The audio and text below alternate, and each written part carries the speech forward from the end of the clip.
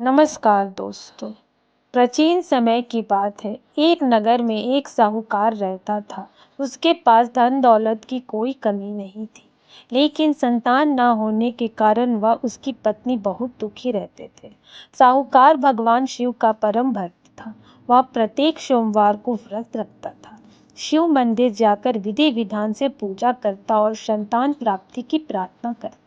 उसकी भक्ति से प्रसन्न होकर एक दिन माता पार्वती ने भगवान शिव से कहा कि हे प्रभु, यह साहूकार आपका अनन्य भक्त है, इसकी मनोकामना अवश्य पूरी कीजिए।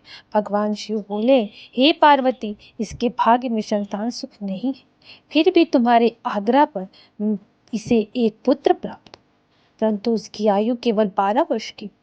कुछ समय के बाद साहूकार के घर में एक सुंदर सा पुत्र का जन्म हुआ। घर में खुशियां छा गई। जब बालक बड़ा हुआ और 12वें वर्ष में प्रवेश करने लगा, तब साहूकार को चिंता सताने लगी। उसने अपने पुत्र को काशी में पढ़ने भेज दिया और साथ में अपने सेवक को भी भेजा। जाते समय उसने कहा कि मार्ग में जहाँ भी संभव हो शिव जी की पूजा करते रहना और सोमवार व्रत का अवश्य रखना। एक दिन यात्रा के दौरान वे एक नगर में पहुंचे, जहां राजा अपनी पुत्री का विवाह कर रहा था। संयोग से राजकुमार बीमार पड़ गया और विवाह रुकने की स्थिति बन गई।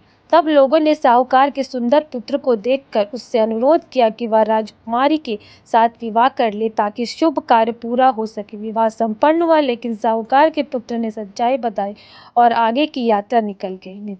जब 12वें वर्ष पूर्ण हुआ, तब अचानक वह बालक गंभीर रूप से बीमार पड़ गया और उसकी मृत्यु हो गई। सेवक विलाप करने लगा। उसी समय भगवान शिव और माता पार्वती वहां से गुजरे। माता पार्वती ने रोने की आवाज सुनी और शिव जी से विनती की उस बालक को जीवन दान दे।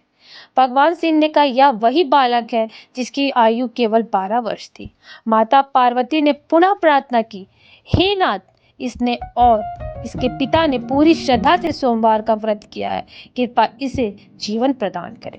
भक्त की निष्ठा और पार्वती जी की करुणा से प्रसन्न होकर भगवान शिव ने उस बालक को पुनः जीवित कर दिया, उसे दीर्घायु होने का आशीर्वाद दिया। बालक स्वस्थ होकर अपने घर लौटा। जब यह समाचार नगर में फैला तो सभी ने सोमवार व्रत का महत्व समझा। साहूकार और उसका परिवार सुखपूर्वक जीवन व्यतीत करने लगा।